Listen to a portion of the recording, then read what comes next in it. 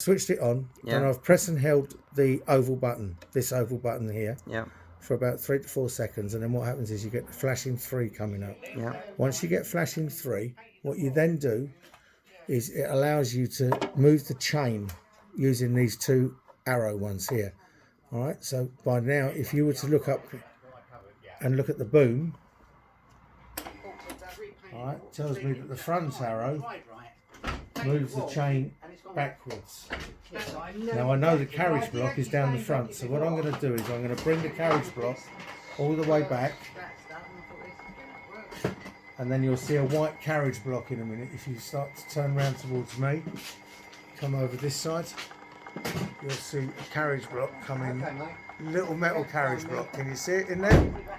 Yeah, what that's going to do is that's going to come up, and at the moment it's going to pass straight away through the carriage block. There you go, right. That's the carriage block you're looking for.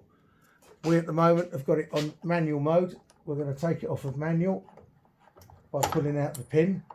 Now what will happen is when I use the other arrow, it will go forward. Now it's going to lock in. Okay, I'll just take that weight off of there. Right. Okay, now this number 3 is the open limit. So what you need to do now is move the door so that the door is out of the black stops. Oh, wrong way.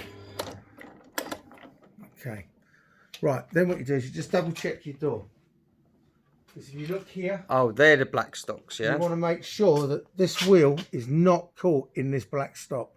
Okay. Because otherwise what will happen is as the door pushes out, it will jump and the safety mechanism will think there's an obstruction and stop the door. All right. So whenever you're using it in automatic mode, never have this metal bar locked into there. Okay. All right. Okay. So now we set the top limit or the open limit. What we now do is we come back to the control unit and we press and release this time. You don't hold it in, press and release. And it will change to number 4 and that should be flashing. Now what we're going to do is we're going to take the door down to the fully closed position. So now you just keep your finger on it because we're in setup mode.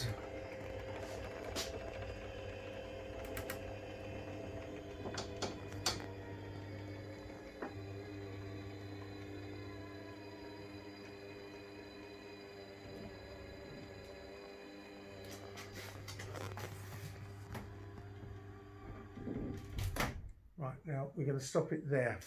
Now I'm going to back it off just a fraction because what I want to be able to do is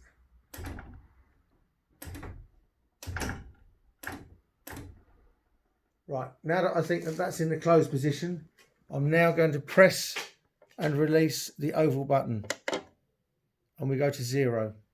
Okay, now 0 means the top limit is set, the bottom limit is set, and what we're now going to do is we're now going to run the door. So you just press one of the triangle buttons and release. Now because we've set the top limit and we set the bottom limit, by doing that what will happen is it will just literally just open up and close.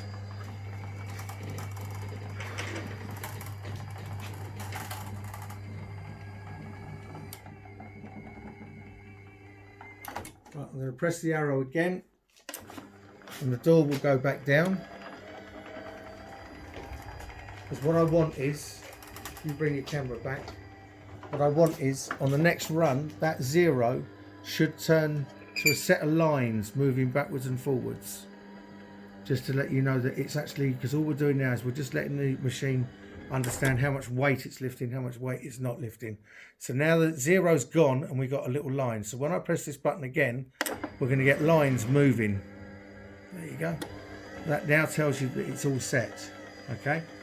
And it should hold everything in its memory. Then I'll show you how to program a handset.